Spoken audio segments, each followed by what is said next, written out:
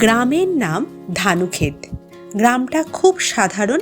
সকালে মোরগের ডাক, দুপুরে মাঠের কাজ ও সন্ধ্যায় পুকুর পাড়ের গল্প, এই নিয়েই ব্যস্ত থাকত গ্রামের মানুষ।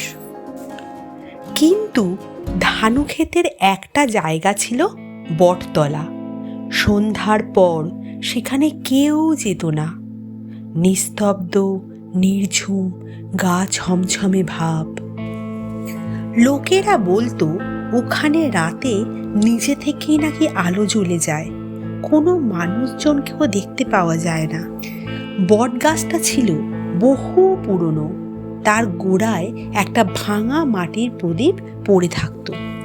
কেউ কেউ বলতো প্রদীপ নাকি সারা রাত জ্বলে আর সারা রাত ধরে কাউকে খুঁজে বেড়ায়, কিন্তু কেউ নিশ্চিত ছিল না।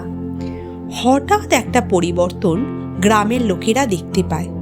গ্রামের গরু, ছাগল, কুকুর ওই বট গাছের দিকে তাকিয়ে ভয় পালিয়ে যাচ্ছে। কুকুরও ডাকা বন্ধ করে দেয়।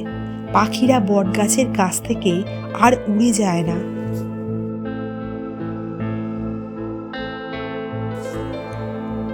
গ্রামের মানুষও ভয় পেতে শুরু করে, কিন্তু কেউ রাতের বেলায় সেখানে যেতে চায় না। একটি ছেলে আর একটি মেয়ে রাতের বেলায় সেখানে যাবে ঠিক করে। সেখানে গিয়ে তারা দেখে সত্যি বটগাছের নিচে আলো জ্বলছে। কাছে গিয়ে তারা দেখে একটা ভাঙা প্রদীপ ও তার পাশে একটা বৃদ্ধ লোক বসে আছে। বৃদ্ধটি বলে, এই গ্রামে আমার বাড়ি ছিল, শহরে গিয়ে আমি সবাইকে হারিয়ে ফেলেছি, তাই তাদের কথা মনে পড়লেই আমার গ্রামে ফিরে আসতে ইচ্ছে করে, তাই এই গ্রামে ফিরে আসতে চাই। তিনি আরও বলেন, এই প্রদীপ আমার মায়ের। মা রোজ রাতে জ্বালাতেন। মা বলতেন এই প্রদীপের আলো পথ হারানো মানুষদের ফিরিয়ে আনে।